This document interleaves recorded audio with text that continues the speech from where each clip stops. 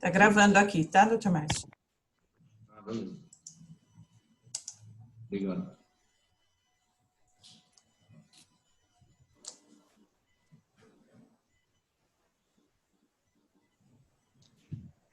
O Danilo já está entrando também, daqui a pouquinho a gente já começa.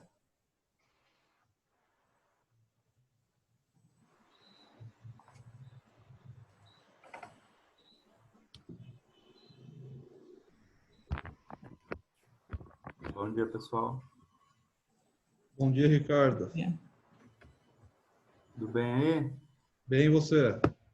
Tudo bem, graças a Deus. Bom. Vamos falar um pouquinho de pepino?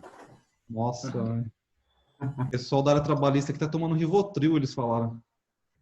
Em litro, né? E aí, Márcio? Tudo bom? Tudo bem? Tudo bem, e você? Tudo jóia, graças a Deus. Na medida do possível, né? Tamo aí. Ah, é. Vamos. Como dizem os otimistas, vai passar, né? Vamos ser otimistas. Vamos. Vai passar em 2025, passa.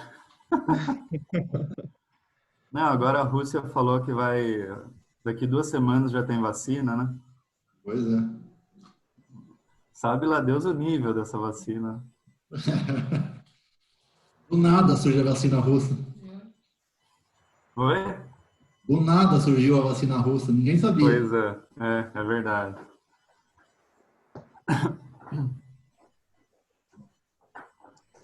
Danilo, estamos te esperando, tá?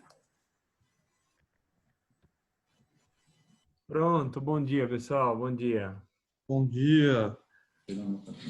Deixa eu abrir meu vídeo aqui para vocês me verem também. É justo. Aqui. Não que a gente faça questão, né? Mas tudo bem. Tá certo, é isso aí. Bom dia a todos aí. Bom dia. Vocês já querem começar aí? Ou posso começar a falar? Porque vocês me passam a palavra e eu começo a falar, tá? Ou querem esperar um pouquinho, ver se vai entrar mais gente? O que vocês acham? Felipe, Márcio, bom dia também para vocês aí. Bom dia. Bom dia. Oi, Valéria, tudo bem? Tudo bem. Desculpa, eu não tinha visto agora, sim. Você pode já iniciando com os recados, né, Danilo? Tem bastante informação aí, evento. Jantar da Conte, quero saber esse ano como vai ser. Pois é. Ó, sinto dizer que vai ser cancelado, viu?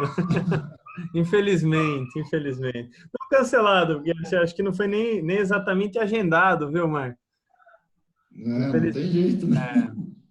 A gente está bastante chateado tratando do assunto, inclusive nas reuniões de diretoria, mas, assim, como não há nenhuma previsão para isso, e assim, né? Então, para a gente se comprometer com qualquer coisa, infelizmente, a gente vai ter que fazer um remanejamento e provavelmente acertar isso para o ano que vem. Estamos estudando, concluindo isso, é até importante aí sua pergunta, tá bom? Mas está nesse pé aí, totalmente imprevisível, e a gente está pensando, ver o que fazer e tal. Vamos fazer pelo Zoom. Cada um faz um lanchinho em casa, torcendo pela vacina, né? Que assim, tem notícias aí já promissoras nessa linha e tal, mas nada que consiga dar para a gente segurança para tomar uma decisão, né? Assim, para fazer um agendamento, por exemplo, ainda esse ano, né? Muito provável que não. Tudo que a gente conversa aí não teria condições, né? E aí estamos estudando o que fazer. Então, vamos lá, deixa eu aproveitar assim, aí vou dar os recadinhos que a Deixa eu Adriana só aproveitar. aí... Amanhã Sim, pode tá falar. certo? Como que é? Amanhã às 10 tá certo? Tá certo, aproveitando aí. Assim, na verdade o pessoal me confirmou, acho que o último agora de manhã, por isso que eu não te mandei mensagem ainda, tá? Mas eu até te mando, mas tá certo, sim. Beleza. Tá bom? Então vamos lá, pessoal. Mais uma vez aí para os que estão aí, todos ainda quietinho aí, bom dia mais uma vez. Estou vendo que tem aqui o Fernando Mango, está aqui presente junto com a gente, né? Tem mais alguém da diretoria aí, Felipe, que eu estou deixando de ver aqui só para mencionar? Acho que não, né? Acho que não. Bom dia, Danilo. Oba, bom dia, Fernando, como é que vai? Aí o nosso conselheiro, ex-presidente e diretor do SESCOM. Eu vou passar a palavrinha para você, você pode falar daqui a pouco aí do evento online, tá bom? Tá bom, obrigado, Vai ter Danilo. do SESCOM. Oh, legal. Que, aliás, faz Legal. total sentido, né? Com a mesa de Pois redonda é. depois. Tem Pois muita é, coisa. legal mesmo, vai ser bacana. Então, ó, sejam todos bem-vindos, obrigado aí pela presença nessa nossa primeira mesa redonda técnica online, né? A gente já fez a mesa redonda de gestão, temos uma próxima agendada para o dia 6/8, se vocês puderem divulgar nos seus escritórios aí, ou quem está aqui que é proprietário, já tome nota aí, dia 6/8 às 16 horas, vai ter mais uma mesa redonda voltada mais para os proprietários dos escritórios, a gente chama de mesa redonda de gestão, tá bom? Esse é o primeiro recadinho. Tem o recadinho que a gente sempre dá, que eu achei legal prestigiarem aí, convidar todos a prestigiarem o serviço que a Conte oferece, tanto de certificação digital, né? Nós estamos com preços atrativos. Pode entrar. Opa! Nós estamos aí com preços atrativos aí para a Conte na certificação digital e estamos fazendo inclusive por videoconferência, tá bom? Então, maiores informações aí vocês podem conseguir com a Flávia, tá? Que vocês, a maioria talvez já conheça, e com a própria Adriana. Tá legal? Olha, a Adriana até apareceu aí agora. Isso mesmo. Tem que vir aproveitar que a taxa aqui para vocês associados são o de menor valor, tá? Tá R$125 por processo.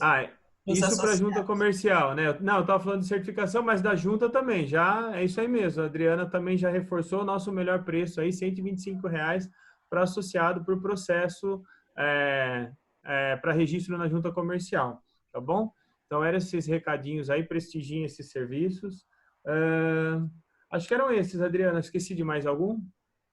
Não, eu só queria pedir a gentileza, quem puder entrar, para a gente tirar uma foto para postar depois. Legal. Então, se a gente puder fazer já, se todo mundo já puder ir abrindo a câmera aí, para a gente se ver, porque eu vou ter que sair daqui a pouco, tá bom? Olha a Suelen aí, o pessoal da minha equipe também, Sibeli, Gabriela, tô vendo. Tudo bem aí, Suelen? Como é que vai? Olá, Rafael também. Legal. Enquanto o pessoal abre a câmera, eu vou passar para você, Fer. Você quer, então, dar um recadinho sobre o encontro regional online do SESCOM, por favor?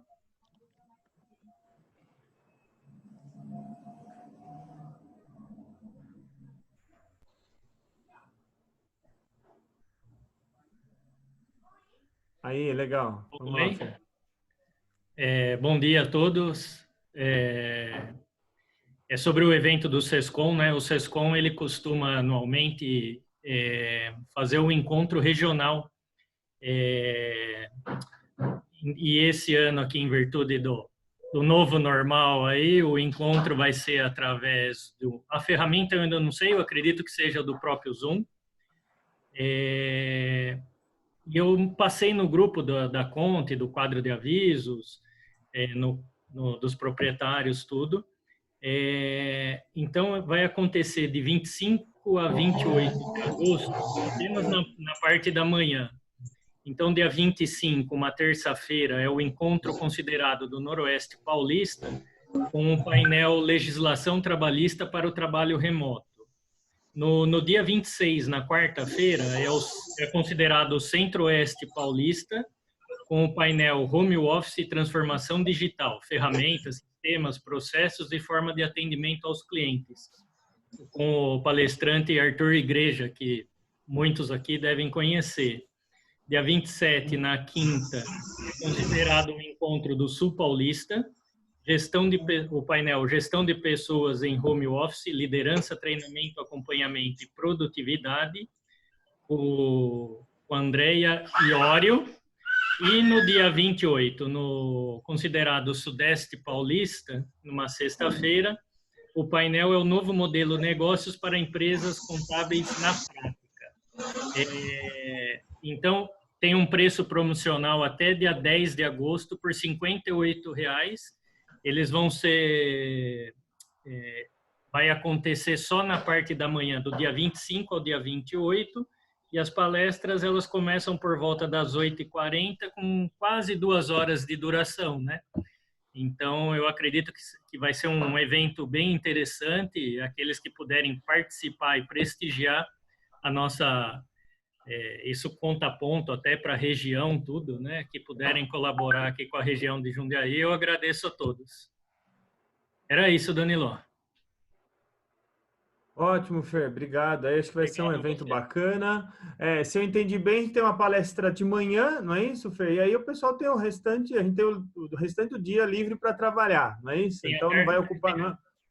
Tem a tarde inteira para colocar em prática, tracionar. Isso, legal. O evento não vai ocupar o dia todo, então nesse sentido vai ser bem interessante também. Então, ótimo, legal, obrigado. E acho que é isso. Quero agradecer, então, a presença aí do Dr. Márcio, doutora Valéria, que vão aí também acompanhar o Felipe, que vai conduzir o evento de hoje, tá bom? Esse nosso encontro. Eu espero aí que seja um evento produtivo. Eu não vou poder ficar aqui agora o evento com vocês, né? Estou com o pessoal da minha equipe, meu sócio aí também, o Ricardo, né? Que vão participar. Mas, mais uma vez, reforço, agradeço a presença, aproveitem o evento, espero que vocês troquem muitas ideias aí, consigam chegar a algumas conclusões que são tão difíceis nessa área, considerando todas essas medidas novas aí. Espero que vocês não saiam com mais dúvida do que vocês entraram, né? O que é muito comum. Mas é isso aí, a troca de ideias é sempre importante, eu acho que só nos ajuda. Tem sido muito importante, acho que o apoio da Conte, essa troca de informações que a gente faz no WhatsApp, mas esses encontros, provavelmente, assim, né, tem uma interação bem mais fácil, então eu espero que seja produtivo, que vocês aproveitem bastante. Obrigado mais uma vez aí, Henrique Gaspar, sempre aí conosco, parceira, tá bom? Valeu. Obrigado. Felipe, vou te passar, legal, valeu, Márcio, obrigado. Felipe, te passando a bola aí, obrigado aí, tá, pela organização do evento. Bom evento a todos aí, valeu. Obrigado, Danilo. Um abraço, viu? Obrigado. Só para, primeiro, novamente agradecer a presença aí de vocês, né? Eu estava notando agora que hoje é dia 30 de julho, é fechamento de folha, né? Acho que tem muita gente fechando folha hoje, né? Mas a gente promete ser bem rápido, objetivo, e realmente acho que é um tema que hoje, né, a gente até está no início aqui, estávamos brincando, eu, Ricardo, doutor Márcio, doutora Valéria, que o pessoal da área trabalhista está tomando Rivotril de litro agora, porque sai MP, entra MP, vira lei, aí sai nota explicativa, Covid, como é que funciona afastamento, agosto é mês de convenção, de discussão da convenção coletiva da nossa categoria, né? MP que perde validade. Umas coisas que tá tudo acontecendo, é um ano, de novo, acho que, só para fazer uma introdução, doutor Márcio, já vou passar aí, nós já vínhamos, né, de um histórico, até eu comento muito que as pessoas que atuam na área trabalhista passaram agora recentemente, 2017, reforma trabalhista, já também em andamento o e-social, né, para muitas empresas já entrando em 2017, 18, 19, enfim, já mudanças em relação a isso. E agora, toda essa movimentação de MPs aí, e leis, medidas, notas, etc., focadas aí em relação ao incentivo, à manutenção do emprego, da relação de trabalho, muitas novidades, né? E fora os desafios de RH, em como manter realmente uma produtividade. Estou percebendo aqui pelos vídeos, né? A grande maioria hoje trabalhando em casa. E como a gente faz, né? Para conseguir realmente manter esse trabalho hoje da liderança, de gestão, manter produtividade, de certa forma a gente é desafiado aí pela tecnologia e pelo momento. Então, pensando em tudo isso, na última reunião de diretoria, nós discutimos em trazer esse tema para a mesa redonda técnica, que são essas mudanças legais, essas mudanças com impacto na relação do trabalho. E não poderia ser diferente, né, contar com a parceria do escritório Henrique Gaspar, doutor Márcio, a doutora Valéria, hoje podendo contribuir com muita propriedade aí para nós, né, sobre os temas, e a gente debater realmente esses novos desafios, né. Então, a gente tem um grupo hoje, dentro do WhatsApp, que na verdade também, até para deixar claro, não é um grupo oficial da Conte. Então, quem não participa do grupo DP Sem Depre, né? Eu sempre esqueço o nome. Como que é o nome do grupo, Adriana? É DP Sem Depre, isso mesmo. Alguém não participa? Acho que todos que estão aqui participam, então. Ok. Vocês estão me ouvindo, né? Eu estou ouvindo bem. É que a gente fica com medo, né? Quando está distante também, ninguém fala. Será que eu estou travado, né? Não, tá ok. O áudio tá ótimo. Então, não é um grupo oficial, mas é um grupo muito interessante porque a gente sempre acaba trocando muitas informações, né? Muitas mensagens aí, e às vezes o nosso problema é o problema do colega, né? Então, por fim, até isso é uma discussão, depois provavelmente a gente vai criar um grupo oficial, porque hoje a Conte tem um grupo de quadro de avisos, que é aberto, tem um grupo somente de proprietários, tem um grupo da área de legalização, né? Que hoje também acabou se tornando um grupo oficial da Conte, e tem um grupo que é o de DP, mas não era oficial. Então, o objetivo nosso é criar depois um grupo para discussão, esse é um grupo oficial, tá? Mas agora eu vou passar um pouco a palavra para quem entende de lei, de medida provisória, de ato, tudo, né? E vai poder nos ajudar aí com dúvidas, esclarecer alguns pontos. Eu não sei quem já teve a oportunidade de ler, né, a nova lei 14.020, e, enfim, de dar uma aprofundada em alguns assuntos, mas aí a gente vai discutir um pouquinho, tá bom? Então, assim, algumas regras, até para a gente ter uma boa reunião, acho que vocês estão participando de outras também, né? Quem não for falar, no momento que não estiver falando ou ouvindo, se puder, por gentileza, deixar o microfone no mudo, ajuda bastante, porque às vezes acaba tendo uma interferência. E o vídeo, cada um fica à vontade, né? Sinta-se confortável em aparecer. Eu acho que a gente que trabalha na área de DP, de RH, e gosta de ver o rostinho, né, Ricardo? De todo mundo, né? Então, quem puder ligar a câmera é bem-vindo aí.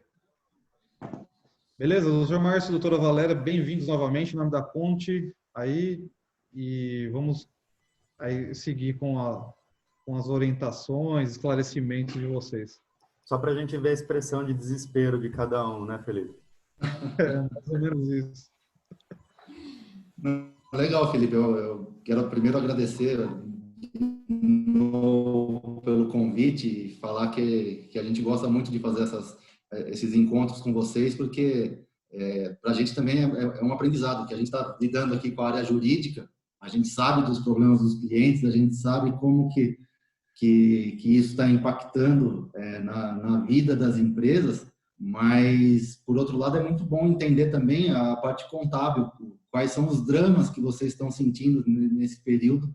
Eu acho que é importante essa troca de informação e é necessário que a gente, ainda mais agora, que tanto a contabilidade quanto o jurídico andem juntos, né? Porque é muita dúvida, é muito esclarecimento, é muita interpretação que a gente tem que ter atualmente, que a gente precisa realmente contar do apoio um do outro para que as coisas fluam e para que o cliente conseguir ter pelo menos uma tentativa, né, de colocar as coisas nos eixos aí durante esse período. E esse é um período que provavelmente vai ser prolongado, porque espero que não o problema da pandemia, mas essas novas modalidades de trabalho que estão surgindo aí, né? Que todo mundo está tendo que se adequar e com relação desde dos escritórios, nós aqui também estamos em home office já faz muito tempo, e as indústrias que estão precisando se adequar com redução de jornada, com essas medidas provisórias que estão sendo editadas. Então, realmente é uma coisa que acredito que veio mudar bastante o panorama atual, e a área trabalhista, a área de RH de DP, ela ficou protagonista nessa pandemia, né? Um negócio que ganhou uma importância muito grande, porque todo mundo está precisando de um novo regramento, de um novo entendimento, de uma nova interpretação de tudo. Bom dia a todo mundo. Muito obrigada pelo espaço. Vocês brincaram com o Rivotril, só para dizer que eu tomei 2 doses hoje para fazer essa reunião. Tô brincando, gente. A área trabalhista foi muito afetada. Diariamente surgem novidades, decretos, medidas provisórias surgindo ou caducando. Então, precisa realmente ter uma conversa muito clara, muito dinâmica entre RH, contabilidade e jurídico, né? Isso é uma questão que o escritório defende há muito tempo e agora é mais do que nunca. Vocês vão a gente vai conversando, vai batendo papo, mas vão me situando em questão do tempo, porque eu também gosto de ser bastante objetiva, tem muito assunto, mas justamente por ter cada situação ter brecha, discussão, entendimento diverso, pode ser que eu me alongue demais. E isso acabe extrapolando o tempo ou deixando mais confuso uma coisa que talvez neste momento a gente consegue resolver de forma mais objetiva, tá bom? Isso que eu queria falar, Felipe. Eu acho que é bom você começar a colocar os assuntos aí, e acho que a participação de todos é importante, porque todo mundo acho que vai poder contribuir muito com o dia a dia que está acontecendo. E aí a gente vai conversando tal, para evitar muito expositivo nosso aqui. Eu acho que é bom que haja essa interação de todo mundo, né? Exatamente, porque eu trouxe, né, alguns apontamentos, inclusive tem aqui a MP 927, que caducou, tem a MP 936, em seguida uma portaria, a 10486, que surgiu, depois a lei 14.020, depois o decreto 10.422, então muita coisa. Eu acredito que se eu ficar expondo cada assunto pode ter confusão e eu vou me alongar demais. Então, fica a critério, de acordo com o que vocês forem perguntando, a gente vai discutindo. Doutora Valéria, acho que até para aproveitar o gancho, eu vou ser o mediador, tá? Mas depois a gente vai abrindo, cada um pode contribuir da melhor forma possível.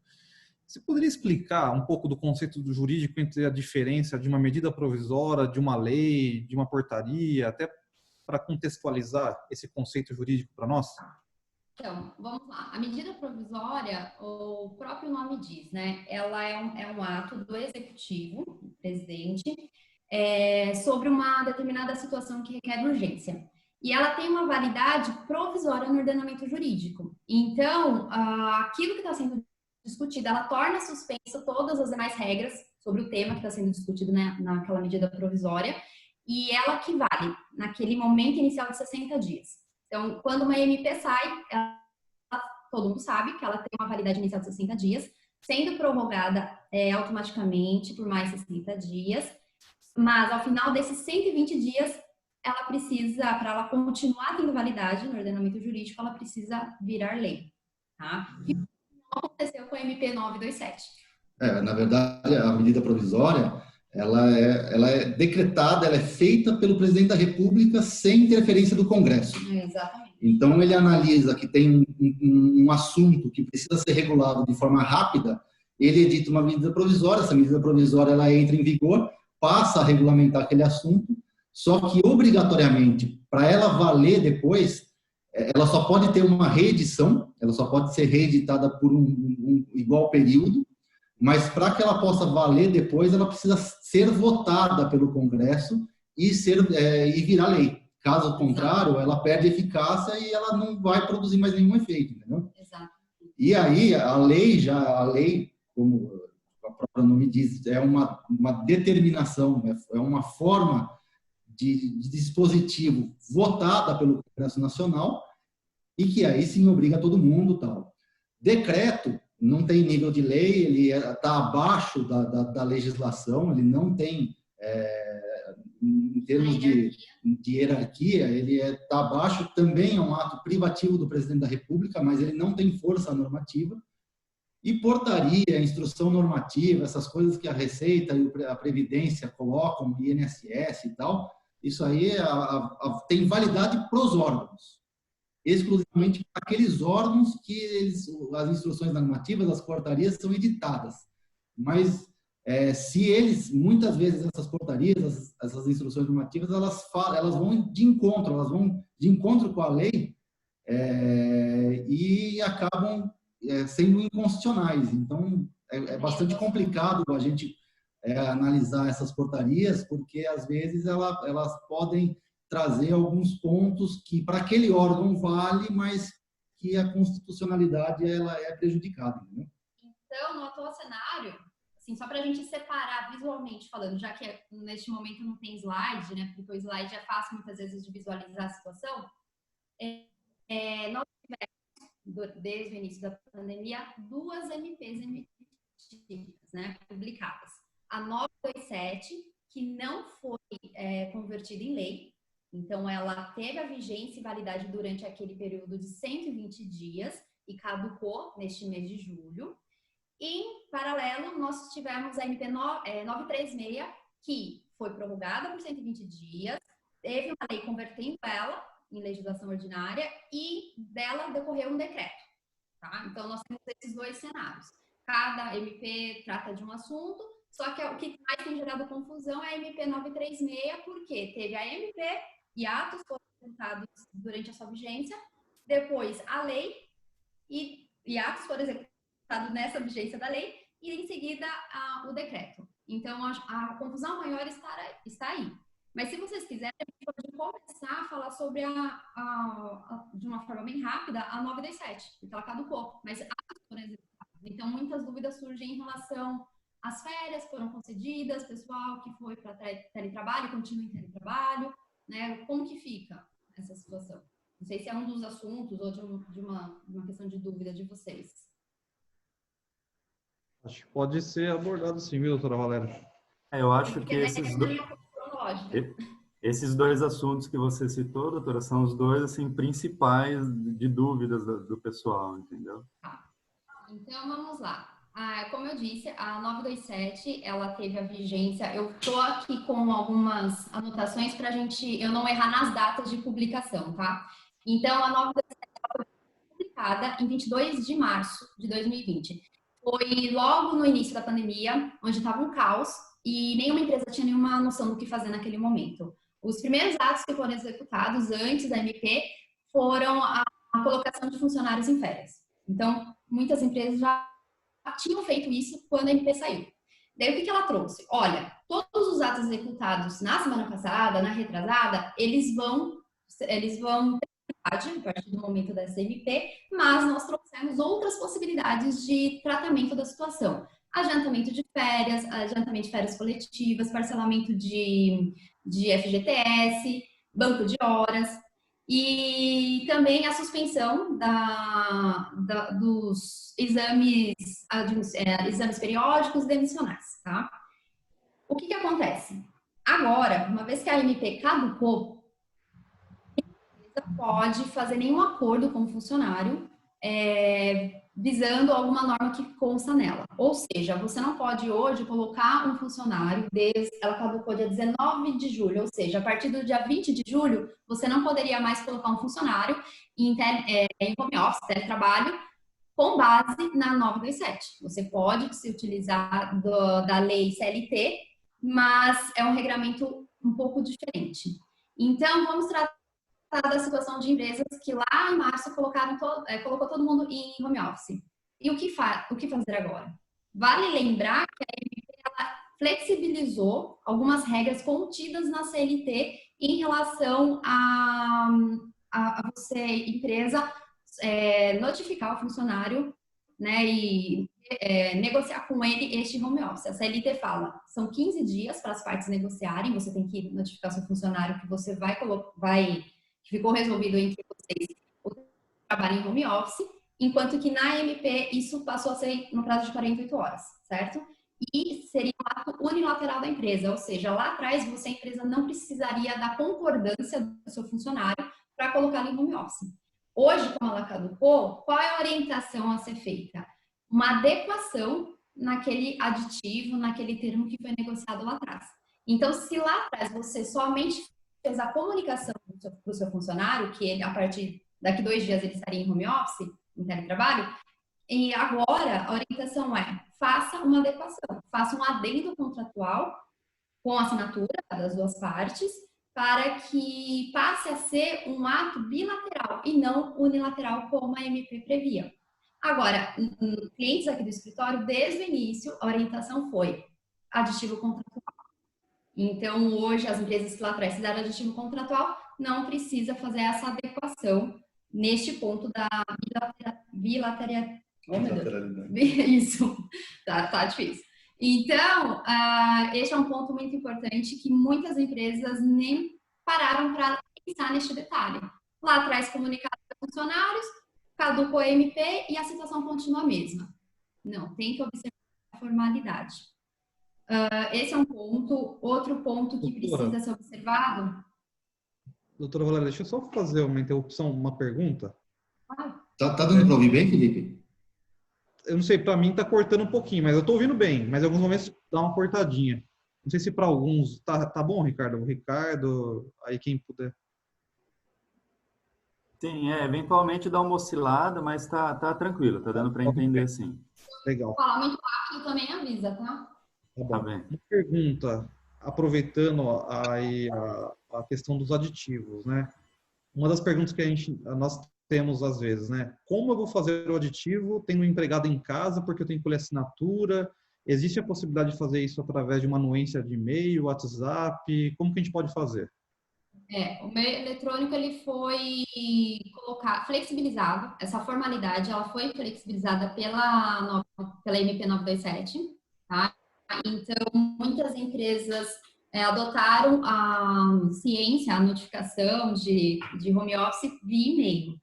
Só que tem um detalhe, não basta simplesmente, não bastaria lá na época mandar um e-mail para o funcionário, olha, a partir de tal data você está em home office. O ideal seria que, junto no e-mail, todas as informações, aquela alteração momentânea constasse, para o funcionário ter ciência inequívoca da atual situação dele.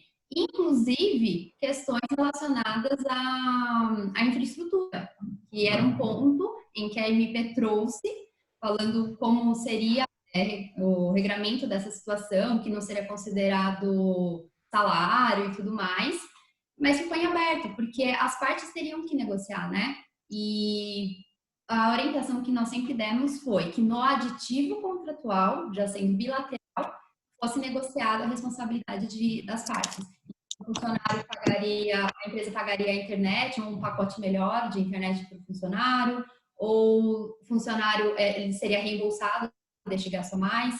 Então, todos esses detalhes já no aditivo contratual ou na comunicação já deveria ter sido negociado. E hoje, a orientação é pela adequação dessa situação, se você não adequar ainda. Mas como faz você?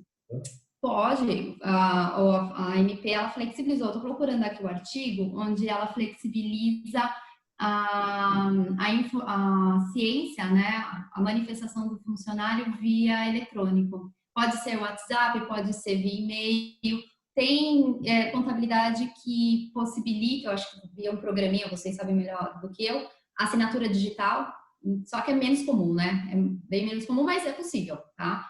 Então, quanto a isso, é tranquilo.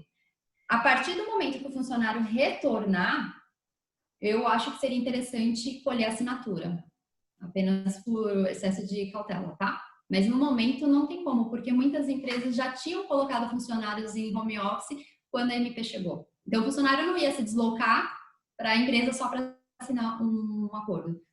Por isso que a MP deu essa possibilidade, via eletrônica. Beleza? Tem algum outro ponto em relação a 927 que vocês ficaram com dúvidas? Sobre a questão das férias, de antecipação de períodos futuros. Tá, então vamos lá. Tudo que foi negociado na 927 e foi executado durante a sua vigência até 19 de julho tem validade. Permanece a sua validade inquestionável. O problema é qualquer ato executado a partir de agora. Isso não pode. Então, se lá atrás, início de julho, em junho, a empresa ela concedeu férias, considerando o futuro, não tem problema. Agora, se na semana uma semana anterior, né, final da semana a caducidade da MP, a empresa coloca um funcionário em férias e o início da função das férias se dá já quando ela não existe mais, eu acho que é risco. para a empresa. O ideal é que o início da fruição das férias foi iniciado quando ela ainda era vigente. Então, dia 19 de julho. Que a 19 foi no domingo. Então, se foi na semana anterior o início das férias de um funcionário, não tem. Outro ponto, deixa eu ver, eu estou olhando aqui na MP para ver se tinha algo diferente, mas outra coisa interessante, banco de horas. Muitas empresas fizeram, né, negociação de banco de horas e a dúvida agora é, o banco de horas, ele foi negociado durante essa pandemia, mas com expectativa de fruição daqui 18 meses após o fim da calamidade pública. A MP trazia essa redação. Você, empresa, pode hoje negociar esse banco de horas, só que a compensação acontecer após 8 meses da calamidade. E agora, o que acontece? O que a empresa faz com esse banco de horas, né? O entendimento que se tem até o momento no dia, as horas contabilizadas no banco vão ser consideradas aquelas que existem até o dia 19, tá? Você tinha empresa 20 horas ali no banco de horas do seu funcionário até o dia 19 de julho, aquelas horas são congeladas e elas vão poder ser compensadas no futuro nos termos exatos da MP. A partir da semana seguinte, novo banco de horas tem que ser formalizado entre as partes. Daí você vai usar o regulamento da CLT. Então, são situações distintas em que a empresa ela precisa ter clareza neste ponto. E não simplesmente continuar computando do banco de horas as horas do mês do final de julho, agora em agosto, e querer utilizar a compensação que a MP trouxe. Porque isso não pode ser feito. Esse é um detalhe que eu acredito que vai gerar muita dúvida nas empresas. Muito tá bom? Mais algum ponto? Exames periódicos. Vocês tiveram bastante problema com exames periódicos nessa semana?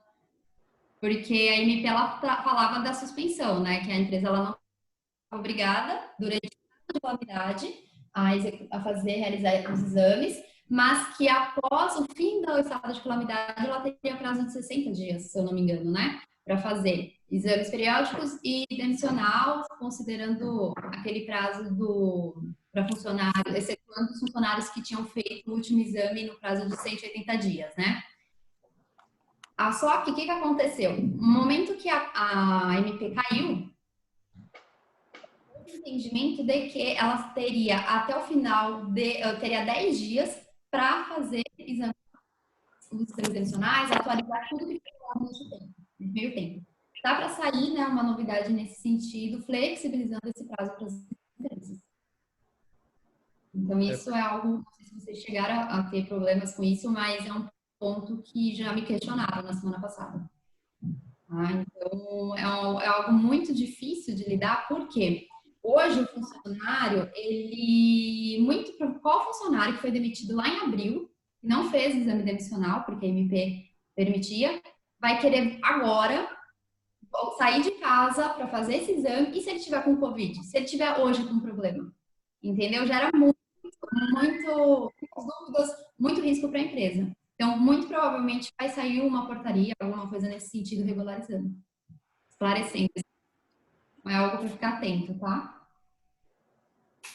Não sei, se quiser abrir para o pessoal fazer pergunta com relação a esse ponto aí, você fica... Não quero que fique maçante. Estou tentando ser pontual. É legal. A gente pode, acho que, alguma pergunta específica em relação ao que foi dito? Alguém tem... Vamos aproveitar esse momento aí, sabe aquele momento jurídico? Aquela pergunta que o cliente faz, que o cliente acha que nós somos advogados, né? Muitas vezes ele liga e fala, viu, eu preciso de um aditivo, eu preciso de uma orientação, pensando que nós, da área trabalhista, atuamos na área jurídica e podemos assumir um risco, né, para ele. E muitas vezes ele fala, o que você acha? Qual que é a sua opinião? Então eu vou seguir essa orientação. Depois, se der errado, já sabe, né? Então, aproveita. E os clientes acham que nós somos juízes, né? Então, não basta. Eles acham que nós somos juízes e que a gente tem que adivinhar o que vai acontecer. E aí? Posso fazer uma pergunta? Sim, Michele. É sobre, na verdade, um questionamento de um cliente nosso que ele optou pela redução de 70% da jornada de salário e também optou pelo home office. Então, o restante da jornada, né, vai ser home office. O ideal é a gente fazer um acordo de redução e um aditivo de home office, porque, na verdade, o home office vai ser temporário, vai ser só enquanto durar a redução. Depois que voltar ao normal, a tendência é que eles voltem a trabalhar normal na empresa, não mais no home office. Tá. O primeiro ponto, esse funcionário, ele vai hoje, agora, trabalhar em home office. Ele não tinha sido colocado em home office antes, ou já tinha sido? E agora vai ser feito o acordo de redução. Eles ficaram em home office, mas bem no comecinho, logo que saiu a MP 927, depois voltou a trabalhar normal. Aí agora surgiu a necessidade de ter que reduzir, e aí eles vão também optar pelo home office nesse período de redução. Na verdade, é uma equipe comercial, que é comercial, mas é interno, né? E agora eles optaram pela redução e o restante da jornada vai ser em home office. Então, tem que tomar cuidado pelo seguinte, é possível, se não me engano, a lei 14, o decreto, a lei que deu a possibilidade dos quem está em teletrabalho ter a redução. Só que tem um detalhe muito importante, porque o teletrabalho por si só, né, você não tem a gerência do horário do seu funcionário. Então, em tese, ele não teria jornada a ser praticada e por isso não se falaria em redução de jornada. Incompatível. Né? A questão seria a entrega da produção do serviço, independentemente se ele vai trabalhar o dia todo ou se ele vai trabalhar de madrugada. Só que como tem hoje previsão nessa lei ou no decreto, que depois eu vou conferir para vocês, a dúvida é como que eu faço? Eu acho um pouco arriscado a empresa ela fazer uma redução de jornada para um funcionário que está em home office, por exemplo, se de fato não houver redução na atividade dele. Este é o ponto principal. Por quê? Não existe uma lei específica tratando sobre o tema, e se você, empresa, faz essa redução para o seu funcionário, mas na prática, mesmo ele trabalhando em casa, ele não tem redução das atividades, o ônus é seu, numa ação trabalhista, de provar que você atuou conforme a realidade, que de fato ele teve uma redução efetiva da carga horária dele, e daí para isso você tem que ter um controle da atividade dele. Então, uma situação que, em tese, não teria controle nenhum, e isso diminuiria o risco da empresa por uma hora extra, você vai acabar gerando aí uma brecha para questionamento, tá? Então, quando eu perguntei se ele já estava em home office ou não, por quê? Se este funcionário não estivesse em home office e hoje a empresa resolvesse colocá-lo, ela conseguiria colocar nos termos da CLT, que é diferente do que a MP trouxe na época. Mesmo porque ela caducou, hoje você não conseguiria utilizar isso. E quando você fala em redução de jornada, é redução de jornada trabalhando em casa também. E não só essa questão, vai 2 dias na empresa, o resto do dia ele fica em casa mais trabalhando. Daí não há redução, tá? Então precisa ver o caso concreto, ver esses detalhes, porque senão você pode gerar uma brecha aí de discussão e risco uma hora extra para este funcionário. Vocês querem já tratar da 936, Escola de Redução e Suspensão? Sim. Tá. Então, vamos lá. A 936, ela foi publicada em dia 1º de abril, se eu não me engano. Foi isso mesmo. 1º de abril, e ela trouxe a seguinte situação. Empresas, elas podem suspender o contrato de trabalho limitado a 60 dias, ou ela pode ter a redução dos parâmetros estabelecidos na MP de 25%, 50% e 70% da jornada.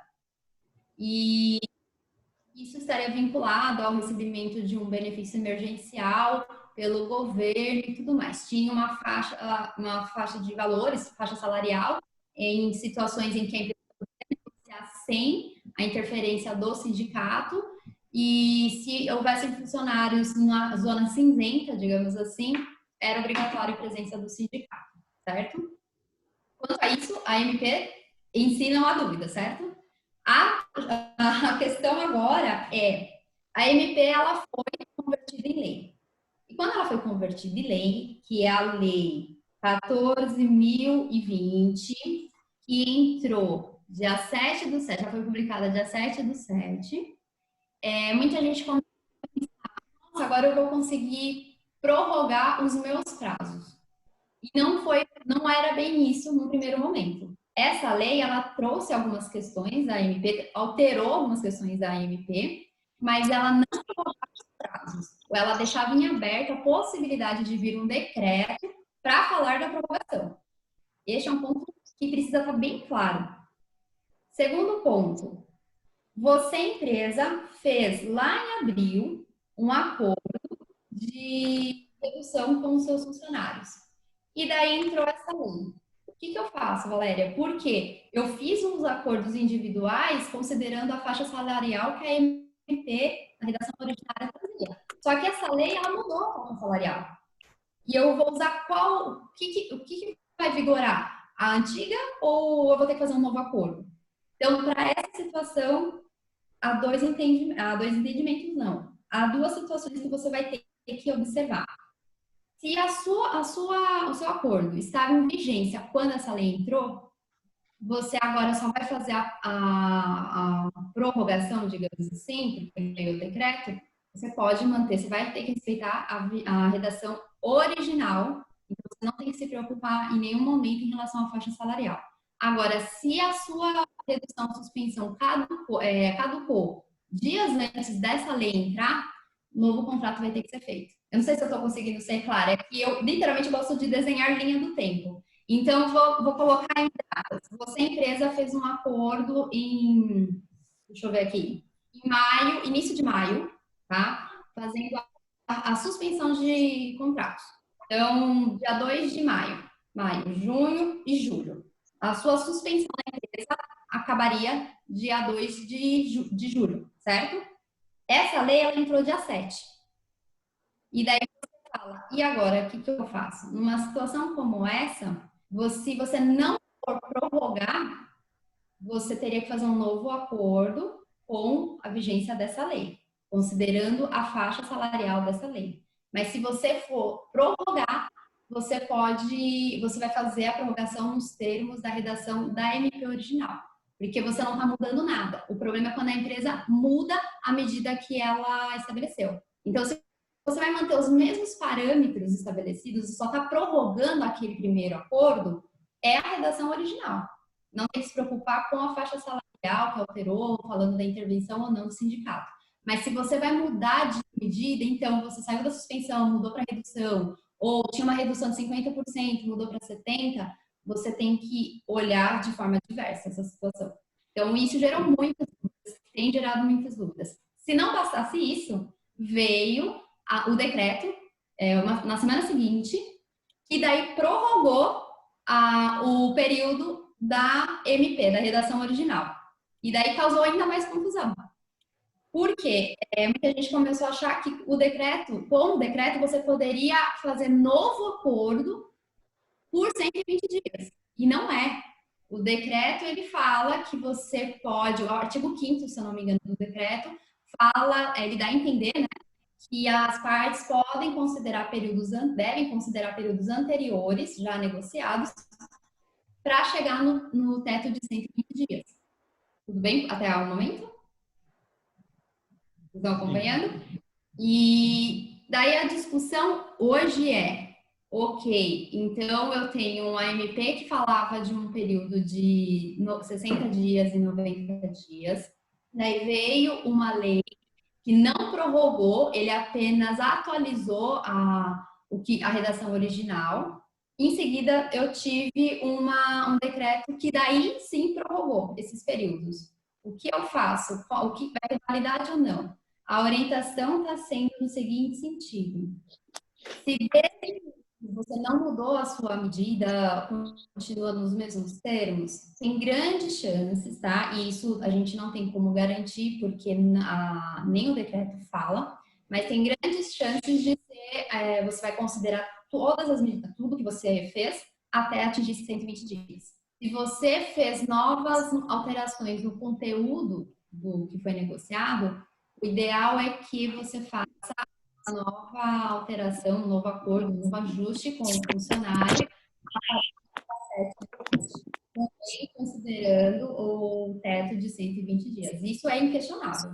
Você não pode ultrapassar esse período de 120 dias. Então, assim, eu estou dando uma noção geral do que aconteceu. Se vocês quiserem fazer perguntas específicas sobre uma situação, daí a gente pode retomar, né, tratar de novo, porque é muito, eu sei que é confuso, é difícil até de explicar, mas eu acho que eu fui um pouquinho mais clara. Entendeu, Felipe? Estou vendo todo mundo com cara de interrogação. Entenderam? Entendeu? Tudo pior, gente. Acho que a única coisa... Acho que a única coisa... Estão me ouvindo, pessoal? Sim. Que talvez tenha ficado um pouquinho de dúvida, não sei se o pessoal aí tá mais por dentro do que eu, mas isso talvez precise refrescar um pouquinho a memória. Quando a doutora cita aí a questão do prazo, da faixa salarial, considerando a lei e a medida provisória que houve uma alteração, enfim, essa parte para mim não ficou muito clara. O que exatamente, você usou o termo faixa cinzenta, né? O que exatamente mudou da MP para a lei? Isso ficou um pouquinho de dúvida. Perfeito. Então, especificamente sobre a faixa salarial. Hoje, eu não lembro os valores, mas eu lembro que eram 3 salários mínimos. Antes, a MP ela falava o seguinte: a empresa, eu não vou nem entrar em detalhes da discussão que teve com o STF sobre a intervenção ou não do sindicato, que a gente ficou neste limbo por 10 dias lá no passado, em abril, se não me engano. Mas quando a MP surgiu, ela falava o seguinte: funcionários que teriam até 3 salários mínimos e funcionários que tinham até 2 vezes o teto da Previdência e tinha curso superior, a empresa ela não precisava do sindicato para fazer a negociação, ela poderia fazer diretamente com esses funcionários. E daí a pergunta na época era: então tá, eu tenho um funcionário que recebe R$4.000, que é acima de 3 salários mínimos, só que ele não tem curso superior, o que eu faço? Então são funcionários que estão na zona cinzenta, que eu chamava. Falei muito isso, que eu acho que ficava até mais fácil na época da pessoa identificar. Isso, e daí, né, para essa zona cinzenta, precisaria de acordo coletivo negociado, certo? Era a situação. Hoje, qual é? Eles mudaram a faixa salarial e eles falam que o ajuste ele deverá ser da seguinte forma. Eu até anotei aqui para ficar bem claro, que eu sabia que vocês iam questionar. O 25% continua não precisando fazer negociação com o sindicato, porque ele independe da faixa salarial. Isso não mudou. O que mudou foi em relação aos parâmetros seguintes, né, que antes era de 50% e 70%. Hoje a MP fala: qualquer redução, ainda que em outros parâmetros, ainda que hoje você decida fazer uma redução de 30%, 40%, mas sem causar prejuízo ao trabalhador, em razão de algum complemento que a empresa venha fazer, você não precisa de acordo coletivo. Então, se a empresa for bancar a indenização para que não haja um prejuízo financeiro do seu funcionário, você pode fazer a redução independentemente do patamar, do percentual, desculpa.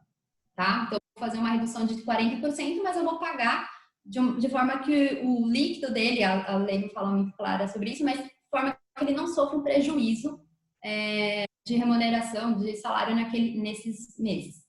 Você não precisa daí de acordo coletivo, de negociação. Mas, para reduzir 50% ou 70%, essa regra mudou nisso. Antes, eu até coloquei, antes quem ganhava 3 salários mínimos ou igual os 2 teto e tal, poderia sofrer o ajuste. Agora não mais. Ou seja, hoje a MP ela fala, se no ano de 2019 a empresa ela faturou mais de 4,8 milhões, ela pode suspender o reduzir apenas para o funcionário que ganha até 2 salários mínimos, e não mais 3, como a primeira redação falava. Então, antes você podia fazer para funcionário que ganhava até 3 salários mínimos. Hoje não, ela limita para funcionário que recebe até 2 salários mínimos. Então, a empresa, a partir do dia 7 de julho, resolve fazer uma redução de 50%, ela tem que observar esse limite de 2 salários mínimos. Então, ela engessou a empresa nesse sentido. tá? Para novos contratos, tá? Não estou considerando o que já foi negociado lá atrás. Outro ponto, para a empresa que fatura igual ou mais de 4,8 milhões, é que você vai poder fazer essa redução de 50 e 70 para os funcionários que ganham até 3 salários mínimos. Então, a mudança foi nesses 2 pontos. Para a empresa que fatura menos, limitou a 2 salários mínimos. Para a empresa que fatura igual ou mais de 4,8 milhões, pode fazer essa redução de 50 e 70 para funcionário que recebe até 3 salários mínimos. Literalmente, o ideal seria que as empresas, eu até posso depois montar e encaminho para vocês, montar um quadro comparativo, que fica muito mais fácil. Porque antes a MP ela abria bastante, né, o cenário para vários tipos de funcionários, então englobou muito funcionário. Só que agora, por uma questão de custo, eles acabaram reduzindo. Então, bem menos funcionários vão ser atingidos com as reduções. Então, é necessário que a empresa, a partir de agora, se fizer um novo acordo, uma nova redução, ela observe a faixa salarial. E agora, a dúvida que eu tinha comentado, e que eu vou falar novamente se o acordo foi feito antes do dia, se você, empresa, fez uma redução de 50%, 70% antes da publicação dessa lei, ou seja, até o dia 6 de julho, esse acordo ele vai ser regido pela MP 936, porque não mudou nada, a redação, não houve conflito de conteúdo, então você pode ficar tranquilo quanto a isso, você não precisa observar essa questão da faixa salarial. Mas se você fizer a partir do dia 7, inclusive, você precisa. Então, este é um ponto que gera muita dúvida, mas não, tecnicamente falando, não é inquestionável, tá? Então, é importante que a empresa olhe novamente, gerencie os seus contratos, porque eu tenho observado na prática que muitas empresas não gerenciam, fizeram os acordos, fizeram as medidas lá atrás e ficou. Se não é a contabilidade alertar que está vencendo ou o jurídico, passa batido, tá? Então, você conseguiu entender agora, Ricardo, essa diferença da faixa salarial? Se você quiser... Tá. Não, se eu entendi bem, basicamente o que mudou foi que antes o limite eram 3 salários mínimos.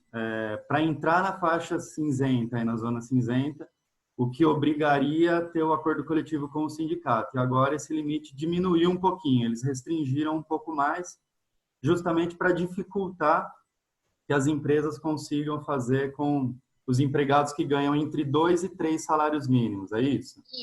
Isso não, além disso, eles vincularam o faturamento da empresa. Então, sim. Então, isso para quem ganha abaixo de 4,8 milhões, né? Para quem ganha quem fatura mais de 4,8 milhões, você só vai poder suspender e reduzir o contrato a partir de agora para funcionários que ganham até 2 salários mínimos. Se você fatura igual ou menos de 4,8 milhões, você pode fazer a suspensão ou redução para funcionários de até 3 salários mínimos. É essa a alteração. Ok, tá bem. Agora ficou mais claro. Fora essas 2 questões, daí trouxe que daí você pode fazer a alteração de 50, 70, 30, 40, desde que você banque o valor, o benefício emergencial, indenize seu funcionário para que ele não tenha uma redução efetiva do seu rendimento no final do mês. Então, daí depende do faturamento da empresa. Independe se ele ganha até 3 salários mínimos ou 2 salários mínimos. Então, a lei, ela traz traz essas 3 diferenças. Mesmo que o meu funcionário tenha 3 salários mínimos, eu estou pagando por meio da verba indenização para ele não ter uma redução de salário e eu quero reduzir em 30%. Pode. Não tem problema. Tá ótimo. Obrigado, doutora. Alguém tem mais alguma pergunta? Mais alguém, pessoal? Manda ver aí. Dúvidas? Aproveita. Deixa eu ver uma outra questão. Desculpa. Next ponto, acho que vai fazer uma pergunta.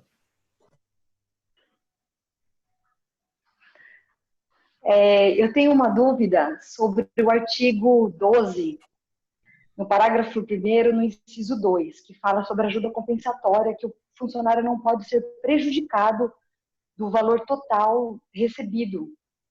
Então, isso que eu queria saber, porque a ajuda compensatória ela só era obrigatória para empresas com faturamento acima de 4.800.000, e o artigo 12 ele trouxe essa dúvida, porque nós temos algumas interpretações aqui de alguns escritórios que esse valor deve ser pago independente se é suspensão ou redução. Se eu fui clara. Ah, deixa eu pegar aqui o artigo para a gente ler junto. É da lei, certo? Da lei 14. Isso, da lei, exatamente. Do artigo 12, parágrafo 1º, inciso 2.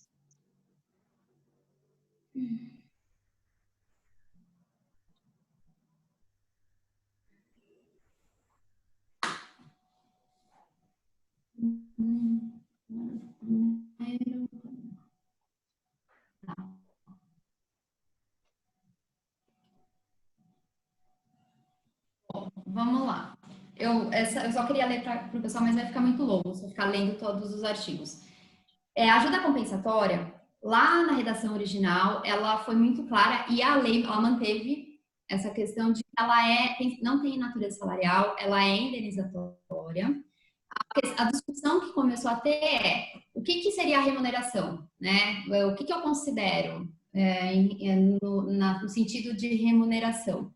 Então, muito se discutiu se seria considerado o salário base do funcionário, se seria considerado as ajudas que a empresa dá para o funcionário. Então, o entendimento hoje, que eu tenho observado dos debates jurídicos de magistrados da área, é de que não leva em consideração as verbas que tenham natureza indenizatória, somente as que têm verba salarial. Então, a ajuda de custo, por exemplo, não entraria no ponto ali para você ver a base final do salário do funcionário, a remuneração do funcionário no final do mês, para fins de indenização. Seria essa a sua dúvida específica? Não, na verdade é na obrigatoriedade do pagamento da ajuda compensatória. Essa é a dúvida. Porque a previsão da MP 936, ela era clara que as empresas com faturamento maiores de 4.800.000, você pagaria 30% o valor mínimo, né, da ajuda compensatória sobre a base de cálculo do salário do funcionário, e não incidia realmente nenhum dos encargos, nem FGTS, INSS ou imposto de renda retido na fonte. Só que na lei, agora, no artigo 12, ela prevê que você não pode prejudicar o trabalhador diminuindo o salário dele, que é o que fala o inciso 2. Então, e isso que gerou assim, um alvoroço, porque mesmo agora sendo redução de salário, a previsão também seria de pagar ajuda compensatória, não prejudicando no valor total do pagamento do funcionário. É essa mesma interpretação? Exatamente. O que aconteceu bastante era das empresas olharem para o líquido. Isso antes de vir essa lei. Então, eu sempre falava, olha para o líquido do seu funcionário.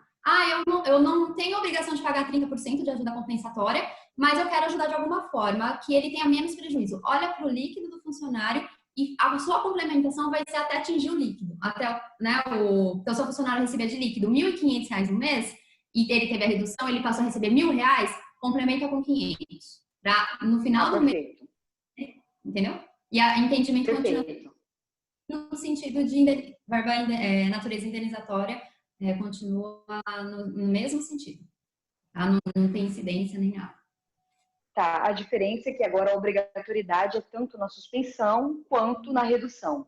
Exatamente. Perfeito. Esclarecido. Muito obrigada. Imagina. Alguém mais? Só para ilustrar, acho que uma situação de números, para a gente que trabalha com contabilidade, às vezes gosta, até para ficar mais didático aqui para o pessoal.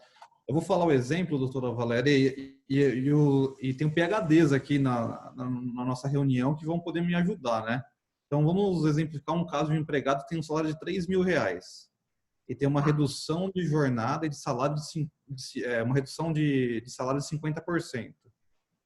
No caso, ele teria o quê? Então, R$1.500 de salário, Aí teríamos que calcular o benefício assistencial com base no seguro-desemprego, tudo. Vamos dizer que seja R$1.000 de complementação, ó, tá?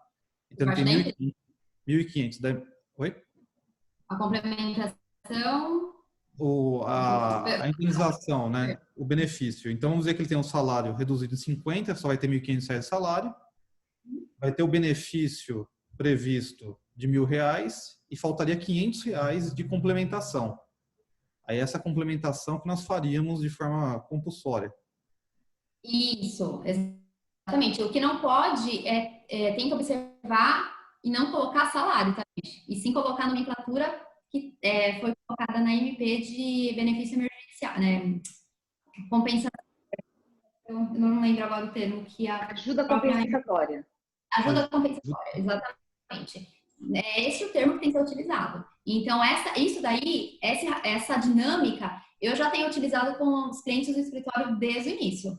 Então, os que tocarem fazer, a gente olhava para o que de fato ele ia ter de redução no final do mês, e a empresa daí ficava a critério dela, né? Porque na época ficava a critério de fazer a nossa complementação até atingir esse teto para ele não ter uma redução tão drástica do líquido. E essa ajuda compensatória, ela não sofre incidência tributária, né? Ela não teria descontos, né? Não teria o desconto de INSS, não teria parte patronal, né? Para quem tem, da parte previdenciária, nem fundo de garantia, nem imposto de renda, né? Não teria, e isso é indiscutível desde a redação original da MP. Isso, inclusive, foi uma das razões que muitas empresas optaram em ajudar, de alguma forma, porque muitos funcionários tiveram uma redução muito drástica no final do mês. Então, eu fiz diversos acordos, né? O escritório negociou com vários sindicatos nesse sentido, muitas vezes escalonando, né? Funcionários que recebessem que tivessem uma redução até 90%, até 80% do líquido, daí teria ajuda compensatória. Os que não chegassem nessa redução não teriam. Então, assim, dava para negociar. Claro que junto com o sindicato nesses termos, tá? Porque daí a gente mudava um pouquinho o que a MP trouxe. Muito bom. Em relação... Desculpa, doutora Valéria. Como é que vem sendo essa relação com os sindicatos, hein? Felipe. Curiosidade. Oi? Felipe, deixa só eu aproveitar o seu exemplo aí, que acho que ainda ficou um pouquinho confuso, talvez para o restante também. Então, no seu exemplo, redução de 50%, ele vai receber 1.500, né? O benefício dá mais 1.000, fica essa lacuna de 500, né? Em qualquer circunstância, acho que essa parte eu não peguei, em qualquer circunstância a empresa tem que complementar agora esse detalhe que não ficou claro para mim. Sim, antes não era obrigatório, né? A empresa ela era obrigada a fazer essa complementação quando ela atingia os 4,8 milhões. Certo.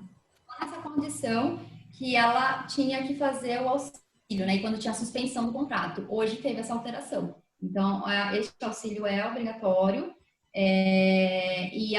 só que continua com a natureza indenizatória. Então, como a empresa o que precisa no primeiro momento é você olhar, você empresa, né, olhar para os seus contratos, olhar para a sua folha, para ver se houve adequação, se não houve, fazer isso o mais rápido possível. Ok. Então, é obrigatório, diferente do faturamento de 4.800.000 ou não? Exato. Tá. Aí, acho que deu para ficar claro, né, Ricardo? Acho que agora... O faturamento vincula bastante coisa, né? Já deu para perceber que o faturamento está vinculado à questão da faixa salarial, que teve alteração, foi o que o Ricardo tinha ficado com dúvida, e também agora em relação à questão da ajuda compensatória. E o faturamento acho que acabou trazendo um pouco de dúvidas, porque na verdade, assim, esse faturamento é o que limita as empresas do Simples Nacional hoje, que são as empresas de pequeno porte, né? E aí tem aquele questionamento. Para empresas do Simples, né? Exato, porque se é uma empresa do presumido, pode se aplicar a regra, né? Não aplica, e aí ficou algumas discussões em relação a isso também, né? Mas eles não limitaram ao tratamento beneficiário do tributário, então limitaram o faturamento independente do regime, né? Exatamente. Uma pergunta, eu não sei, alguém tem alguma questão que queira perguntar? Mariana, Donato, Cibele? Tem a questão da gestante. Ninguém perguntou ainda, mas eu acho que tem alguma dúvida sobre a questão da estabilidade? Antes da gestante, doutora Valéria, só que acho que para aproveitar o gancho, daí a gente fala em seguida, como é que, para ser muito sincero, faz muito tempo que eu não tenho tido relacionamento com nenhum sindicato. Como é que vem esse relacionamento com os sindicatos nesse momento agora que a gente sabia que eles já vinham com dificuldades aí por conta depois da reforma, arrecadação? Como vem sendo esse relacionamento dos acordos junto aos sindicatos? Olha, a experiência que nós tivemos aqui no escritório foi bastante positiva. Apenas de um sindicato que eu tive bastante resistência, o sindicato dificultou um pouco a negociação, mas os demais foram super abertos, consegui ter um diálogo, eles não estavam atendendo presencial, a maioria, mas abria horário para atendimento de advogado, então eu ia ao sindicato, assinava o acordo. Com o Sindicato de São Paulo, nós conseguimos fazer isso via eletrônico, né? Então, todos os aceites dos funcionários foram feitos via e-mail, encaminhado tudo para o sindicato, e isso foi muito tranquilo, não tivemos problema, apenas com um que se negou a fazer qualquer negociação considerando as duas MPs, não só a 936, mas a 927 também. Então, Sindicato da região nossa, de Jundiaí. Então, nessa situação, nós fizemos o acordo individual com o funcionário e cientificamos, né, encaminhei via e-mail para o sindicato, listando todo mundo que fazia parte, que estava sendo negociado, para evitar também que lá na frente o sindicato fale que a empresa não notificou, não encaminhou. Então, bem ou mal, ele estava ciente, ele estava acompanhando o que estava acontecendo. Mas foi por opção não ter participado. O que é um momento tão único assim para o sindicato. Eu acho que a Mariana tentou falar. Ô Mariana, eu acho que travou seu áudio. Se você puder repetir, por favor.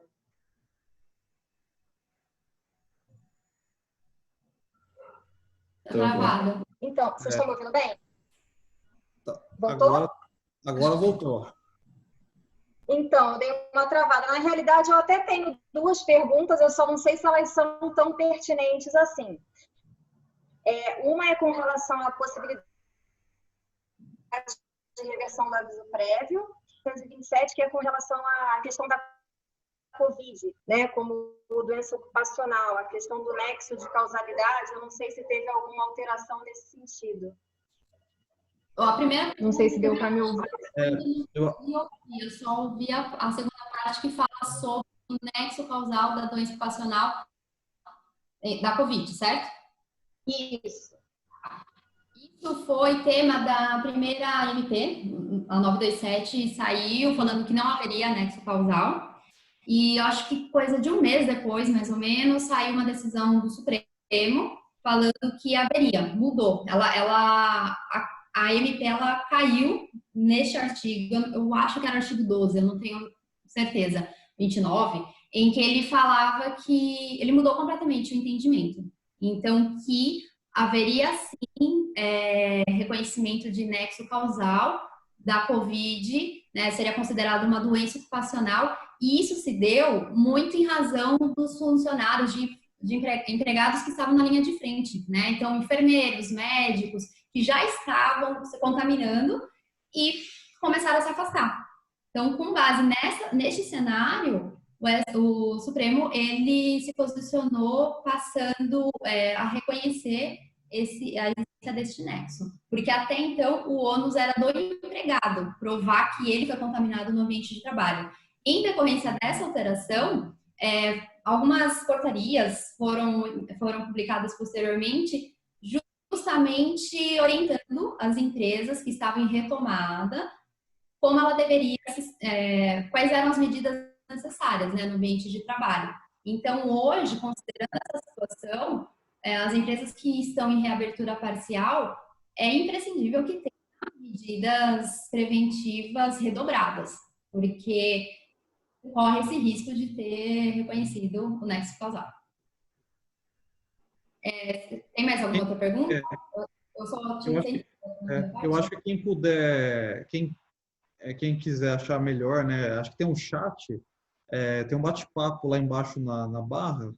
Pode digitar, se for o caso, a pergunta, se não quiser se expor também, se tiver sem vídeo, sem áudio, pode colocar a pergunta lá que nós repassamos aqui para o Dr. Márcio e para a doutora Valéria, tá? Legal. Fala sobre a gestante, doutora Valéria?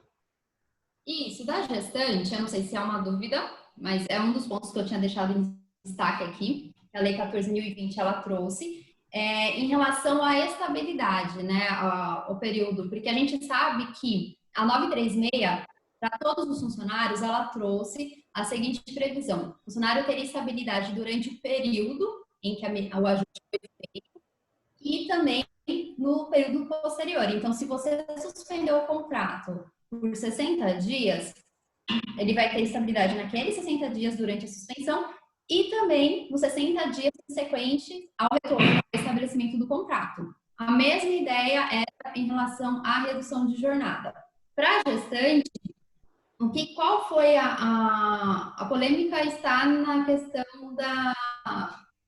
Como eu considero a gestante que eu já fiz a redução, ela vai ter essa estabilidade prevista ou não? Porque a MP, ela traz a soma da estabilidade da redação original com a estabilidade da gestante, que sempre foi de 5 meses até o parto. Então, vamos supor, você, empresa, em maio, você fez uma redução, enfim, da jornada dessa funcionária, e ela, por estar em condição de gestante, ela já teria essa 5 meses após o retorno.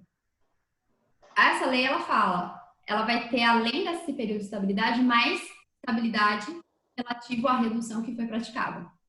Só que a dúvida é, para funcionários que eu fiz anterior a essa lei, qual regra que vale?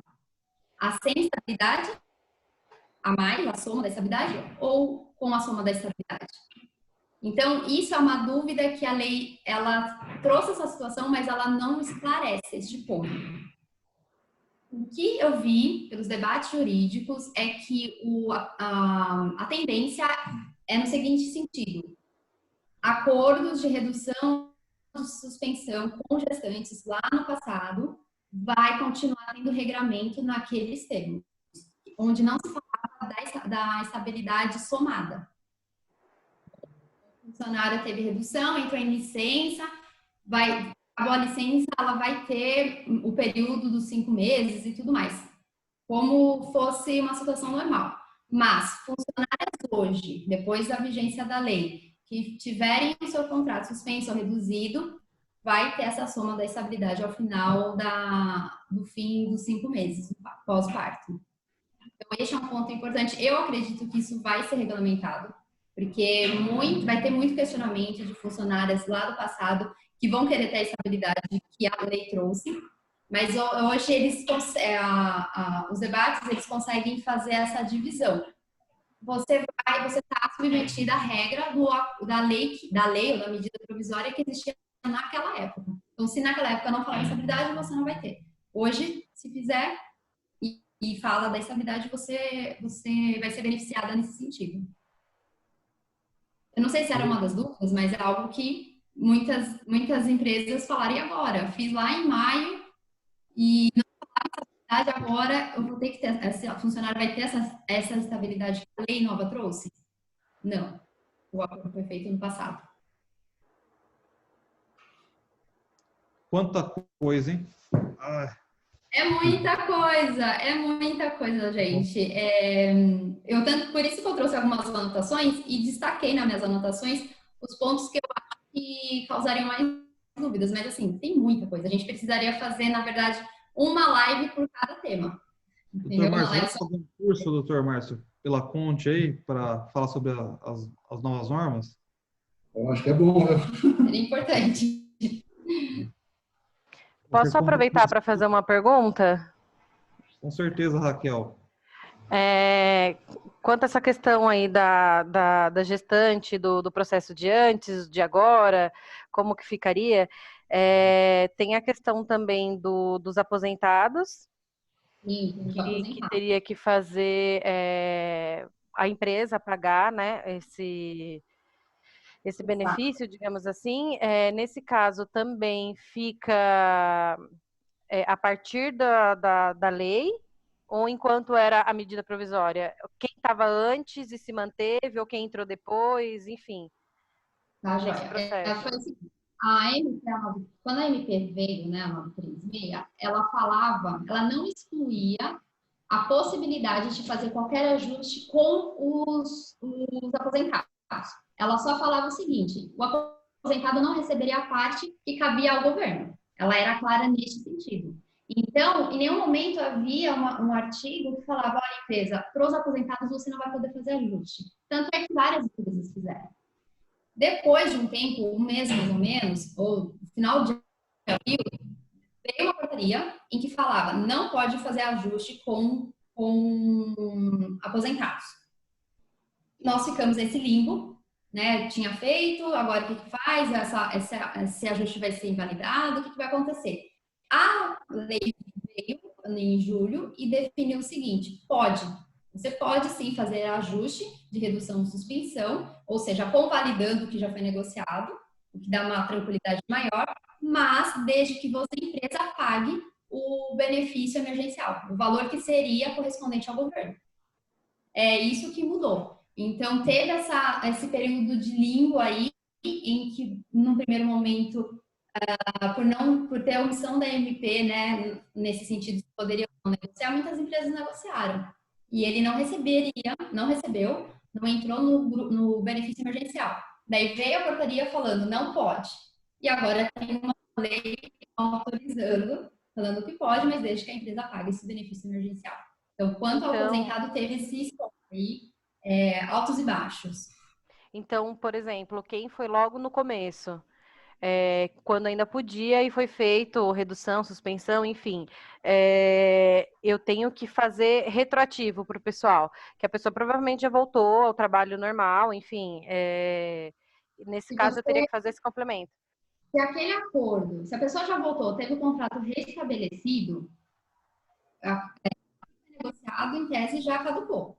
Se hoje você, empresa, for fazer uma redução para este funcionário, que é aposentado, você pode fazer, mas você já vai ter que se submeter às regras da lei, ou seja, pagar o benefício relativo ao governo, que o governo pagaria, tá? Você não vai poder agora fazer um novo ajuste com ele, tentando os termos da MP 936. Ok. E esse mesmo caso se aplica para agora a questão que foi dito em relação ao complemento, né? A indenização de salário para equivaler ao que recebia. É o mesmo caso que a partir de agora, do dia 2 de julho.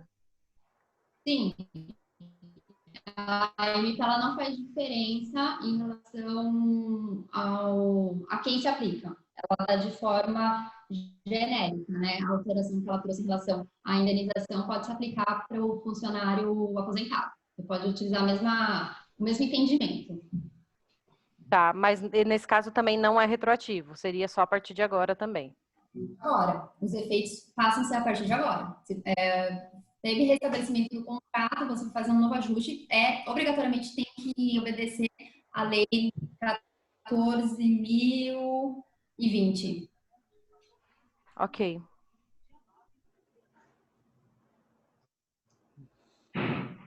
Felipe?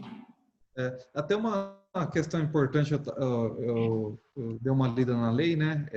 Não sei se vocês viram, que com a lei 14.020 ficou vedado a demissão de pessoas com deficiência, somente com justa causa agora a demissão, né? Isso é um fator importante, porque acho que tem muitas empresas na nossa região que foram autuadas recentemente, ou vem cumprindo com exigência, né, do Ministério da Economia, que era o antigo Ministério do Trabalho, em cumprimento da cota. Então, tomar um pouco de cuidado com essa orientação clientes também, né? Na demissão de pessoas com deficiência. Exatamente. É um dos pontos, não tem causado polêmica, mas é uma novidade que precisa ser observada pelas empresas. Na semana passada, muitas empresas, desde a semana passada pelo menos, muitas empresas estão sofrendo fiscalização, mas muito o que eu percebi, pelo menos, tem sido no sentido de medidas preventivas, se tem usado máscara, se tem álcool em gel, e também questões relacionadas a rescisões, né? Que é objeto da portaria 16655, que eu tinha deixado aqui na minha listinha do cronograma para a gente falar por último, que vai ser em breve. Então, por conta que muitas, que é aquela discussão, você não pode demitir e readmitir no prazo de 90 dias e tal. Então, essa portaria, por conta dessa portaria, muitas empresas já estão sofrendo fiscalização. Não sei se algum cliente de vocês já chegaram com essa novidade, informaram vocês de alguma atuação, mas é algo que precisa ficar alerta. Alguém vem passando por fiscalização junto a algum cliente aí de alguma situação atual da pandemia? Olha que beleza, nenhuma empresa sendo fiscalizada em Jundiaí, né? Nossa, que maravilha, gente. Vocês estão na nuvem, então. Bom, nem fala muito para não atrair, viu, gente? Vamos mudar de assunto, né, Ricardo? Boa. Deixa para lá isso daí. Bom, já que a gente está falando de situação, depois a gente pode voltar nos outros pontos, mas então só para aproveitar o gancho, agora no dia 14 de julho foi publicada a portaria 16655, e ela é uma portaria específica, né? Ela não é vinculada, mas ela foi feita para os auditores, né? Então, basicamente, ela diz o seguinte: existe uma outra portaria bastante antiga no nosso ordenamento, em que veda, né? Que veda, posso dizer assim, porque na prática acaba sendo isso, que uma empresa ela demita e admita o mesmo funcionário num prazo inferior a 90 dias. Justamente para evitar fraudes do FGTS, porque a gente sabe que era muito comum, ainda é comum, mas bem menos. Ok, essa portaria falava isso. Essa nova portaria, ela não revoga a portaria anterior. O que ela faz é suspender os efeitos dessa portaria. Então, ela diz basicamente assim: você, auditor, você fiscal, pega leve neste período de pandemia, porque muitas empresas, por uma questão de necessidade de não saber o que ia acontecer, acabaram realmente demitindo muita gente. Mas, na retomada, precisou readmitir. Então, não foi por má fé, não houve fraude, né, quando ocorreu a demissão. Então, é mais nesse sentido, peguem leve, porque essa portaria, ela é retroage até dia 20 de março, se eu não me engano, desde o início da 20 de março, isso, desde o início da pandemia. Então, se o fiscal hoje for na sua empresa e ele verificar que do dia 20 de março até agora teve essa demissão, admissão, muito provavelmente ele vai ter um olhar muito mais cuidadoso, com muito mais dó, digamos assim, da empresa, porque ele para pelo menos ter essa orientação de entendimento de que não houve fraude. É uma situação completamente diferente se a empresa demite o funcionário e ele continua trabalhando. Daí não tem o que falar, daí tem a penalidade como sempre existiu. A diferença aqui é que o governo quer manter os postos de trabalho, visam sempre manter o emprego, então por isso que eles estão evitando que as empresas sejam penalizadas neste momento tão complicado, tão delicado. Certo? Essa é uma orientação importante, né? Realmente tivemos casos de demissões e retomada, tivemos que recontratar, né? Vários clientes assim. Isso é um ponto bem importante que muitas empresas nem estavam sabendo, mesmo porque essa portaria ela foi feita, né, para os fiscais, auditores e tudo mais, mas as empresas já estão sofrendo esse tipo de questionamento. Então, vale a pena vocês ficarem atentos aí com uma orientação. Tem também, só para complementar, eu acho que tem uma nota orientativa, a gente participa de vários grupos, eu acho que essa nota, acho que se não me engano, é de abril ou maio, que é do período das deduções previdenciárias do custo salarial naqueles 15 primeiros dias do afastamento do empregado com Covid, né?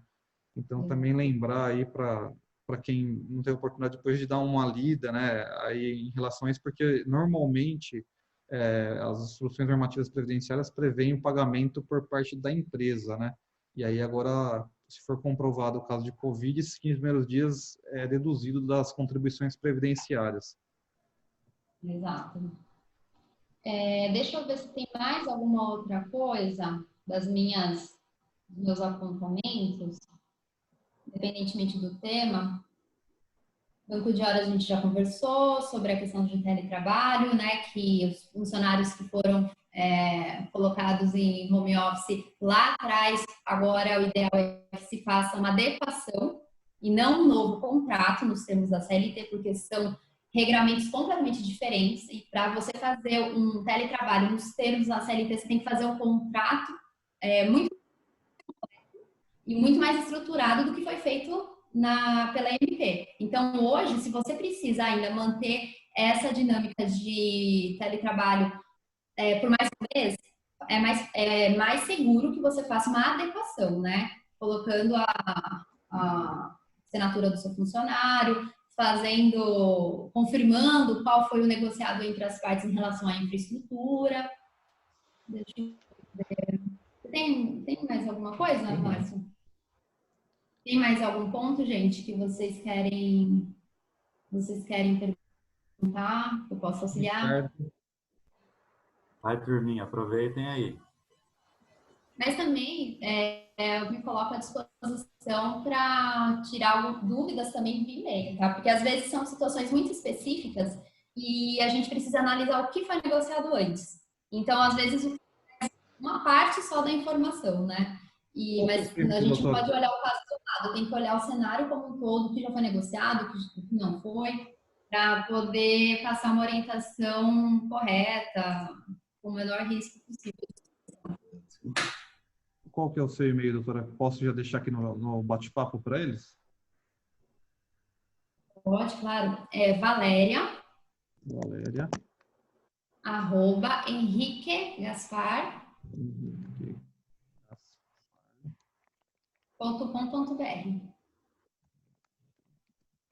Então, Valéria@henriquegaspar.com.br. Exatamente. Deixa no bate-papo aí também. Agora pode preparar que vai chover e-mail, viu? Podem mandar, gente. Eu me comprometo, só não me comprometo para mandar isso até amanhã, porque eu tenho várias orientações para mandar ainda para os clientes, mas fazer um quadro comparativo, principalmente em relação à questão dos parâmetros de redução.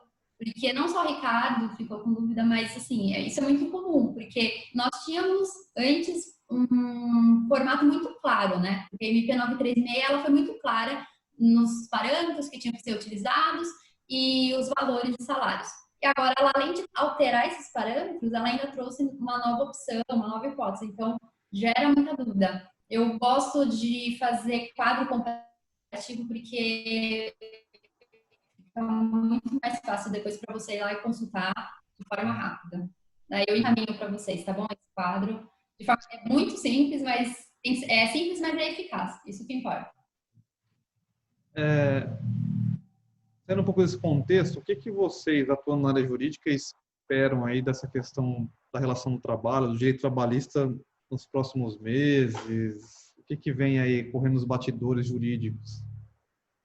Olha, sem dúvida, muitas empresas vão manter essa dinâmica de home office, mas uma vez que isso passa a ser uma política interna da empresa, ela precisa ser devidamente organizada, estruturada, tá? Por isso que eu tenho tentado fazer essa divisão. Uma coisa é você hoje adequar o que já foi negociado apenas de uma forma momentânea. Outra coisa é a empresa definir, não, vamos mudar a nossa política interna, então vamos colocar tal grupo de funcionários para home office. Daí é diferente. Você vai ter que fazer um acordo correto e, inclusive, eu oriento que faça junto ao sindicato. Então, muito provavelmente isso vai acontecer. Muitas empresas vão mudar a sua política interna e, para maior segurança, vão procurar o sindicato se isso já não estiver previsto em convenção coletiva, tá? Outra coisa que eu vi bastante em debates é empresas que querem fazer um home office flex. Eu não sei se vocês já receberam perguntas sobre isso, mas o home office flex seria assim, meu funcionário fica 3 dias interno e 2 dias na casa dele. Eu também acho que dá para ser feito, desde que junto com o sindicato, porque aí nós temos o problema da jornada. Não tem como você, empresa, manter 3 dias de controle de jornada e 2 dias sem controle de jornada do seu funcionário. Exceto, claro, se ele em home office você consegue manter o controle da jornada dele. Daí você, via sistema, ele consegue colocar a jornada, o momento que ele logou no sistema, tudo mais. Mas uma situação em que não há esse controle, fica difícil você negociar algo assim no dia a dia, sem que haja um auxílio do sindicato. Então, eu acredito que vão ser esses 2 pontos, assim, de mais polêmicas nos próximos meses, que muitas empresas vão enfrentar. Então, para os 2 pontos, façam negociações perante o sindicato, para uma melhor segurança jurídica. Mas é inevitável, né? A tecnologia veio e, assim, todo mundo teve que se adequar muito rápido e todo mundo viu que é possível fazer. Dependendo do trabalho, foi possível fazer remotamente. Isso aí. E, assim, outro detalhe que é muito... Não é detalhe, mas é algo... A gente já falou aqui ao longo da conversa. Sempre é importante, gente, ter orientação da contabilidade, empresa, e também do jurídico. Jurídico, RH e contabilidade precisam ter uma comunicação muito clara, porque não tem jeito. Uma área respinga na outra. Então, muitas empresas são resistentes nesse sentido, mas é inevitável, precisa ter tudo estruturado. Se a empresa não quiser fazer, por exemplo, uma adequação do home office via sindicato, por mera liberalidade, o jurídico e a contabilidade vai ter o respaldo que a orientação foi feita, tudo certinho, e por mera liberalidade ele não quis, o risco passa a ser do funcionário, do cliente. Então, aqui no escritório, nós tentamos de todas as formas se precaver em relação a isso e deixando bem claro para o cliente que não é porque nós estamos numa pandemia que tudo pode. Tem este ponto também que muitas empresas logo no início, mas eu preciso fazer isso por conta que é uma situação excepcional e o direito me socorre. Não necessariamente, a gente tem que ter muito bom senso. Então, eu acho que para os próximos contratos, para os novos modelos, né, de contrato, no primeiro momento, essa questão do bom senso é primordial. Não dá, senão a gente acaba caindo na questão do abuso, né, do direito. Isso é um tema bastante delicado. Muito bom. Bom, alguma pergunta, complemento aí, que alguém queira contribuir conosco? O pessoal está muito quietinho hoje, viu, Ricardo? É o frio? Tá frio, é verdade. Hoje, No grupo. Não é, são muitas emoções, é muita bomba uma atrás da outra pra gente, assim, digerir. Ô, Felipe, no grupo do DP sem DP, eles são mais animados, hein? Verdade. Nossa Senhora. Mas é como o Dr. Márcio falou, acho que é o frio de hoje que acabou atrapalhando um pouco a interação. Mas muita informação. Isso é inevitável, muita informação. Como eu disse, não dá para analisar a situação de uma forma ampla, tem que analisar cada caso. Por isso que é muito necessário uma orientação. E a área trabalhista é essa, né? Dinâmica, muito dinâmica, a cada dia, e mais novidades vão surgir, tá? Eu acredito que daqui 15 dias, muita coisa que a gente conversou vai estar um pouquinho diferente. Então, a gente vai ter que fazer nota no 2, alguma coisa assim. É isso que eu ia comentar, né, doutora? Até para os advogados, esses pontos são muito complicados, porque é muito novo, né? Não tem legislação, muita coisa a gente faz analogia ou cria um entendimento, mas garantia a gente não tem nenhuma, né? Não tem garantia, e aquilo que eu comentei, da mesma forma que os clientes acham que vocês são advogados, os clientes acham que nós somos juízes, porque não tem como o advogado, exceto em situações específicas, mas falar, olha, faça isso que não tem risco nenhum. Principalmente na área trabalhista. É uma área muito dinâmica e muito subjetiva. Se pelo menos eles fizessem medidas provisórias ou decretos de forma bastante clara, ok, seria, nossa, paraíso. Mas não, fica tudo muito aberto. A gente tenta dar uma orientação onde o cliente tenha menos risco possível. Essa é a ideia. Mas não dá para afirmar que não vai ter risco nenhum. O que eu vejo bastante também de debates, né, e debates de juízes, é que o judiciário vai ser muito procurado nos próximos meses, não porque o que está sendo feito está errado, mas para questionar a validade. O que, por um lado, eu acho que é bom, porque a gente vai ter uma jurisprudência formada de forma até que rápida, falando, olha, isso daqui pode ser feito, isso foi válido, que foi feito, isso daqui não. Então, você consegue ter um norte melhor a partir da jurisprudência, porque a CLT, ela trata de situações básicas, né? E a maior parte do direito do trabalho a gente encontra nas súmulas do tribunal. Então, vocês devem ouvir falar diversas vezes súmulas. A maior parte do direito é ali. Eu gostaria de saber quem que escreve as MPs. Não, eu não posso falar que não é advogado, mas eu também gostaria de saber. Porque tem artigo que é perfeito, tem artigo que a redação é totalmente... Nossa, olha... É melhor a redação é muito ruim, né? A interpretação. Aberto. E eu acho que a aplicabilidade, né, de alguns casos, você lendo, você fala, não é possível, isso aqui não tem como, né? Deixa eu tentar, acho que eu não consegui entender, não interpretei de forma correta, né? Então, às vezes, a aplicabilidade do que está escrito é um desafio muito grande, né? Mas isso a gente sempre fala muito no DP, né? Que quem faz as leis não trabalha no DP, né? Quem fez o E-Social não trabalha no DP, quem fez a GFIP não trabalha no DP, então Isso para todas as áreas, Ricardo. Para quem fez a lei do Simples, não trabalha na área fiscal. É isso aí. É uma loucura mesmo. E agora mais que nunca, né? Tendo que fazer tudo às pressas, né? É um grande desafio, é um momento único, é um momento acho que diferente para todos nós, ninguém esperava, né? E como para nós também é para quem formata a lei, para quem cria, né? E é como vocês disseram, né, a doutora Valéria e o doutor Márcio aí, agora vamos ter que interpretar, ver realmente a validade, etc. Mas eu gostaria então de agradecer, chegar aos pontos finais aí.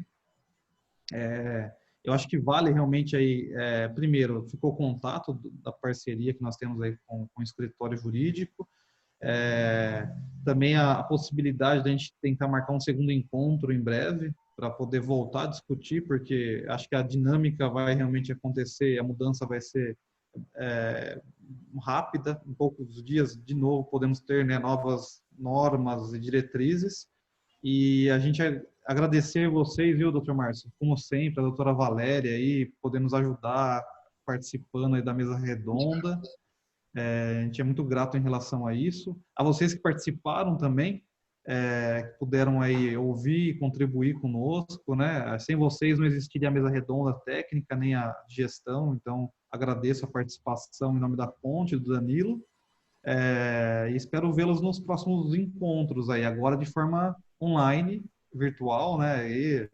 Mas estarmos próximos e como o Fernando Mango, né, o diretor do SESCOM, agora regional de Jundiaí, disse, participem mediante a possibilidade dos eventos do SESCOM agora em agosto, que grande parte dos temas discutidos serão focados na área trabalhista.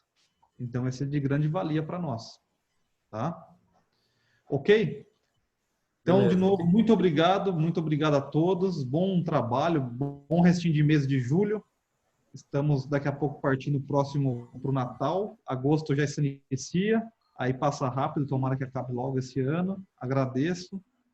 e bom trabalho para vocês, boa sorte aí, tá? Valeu, Felipe.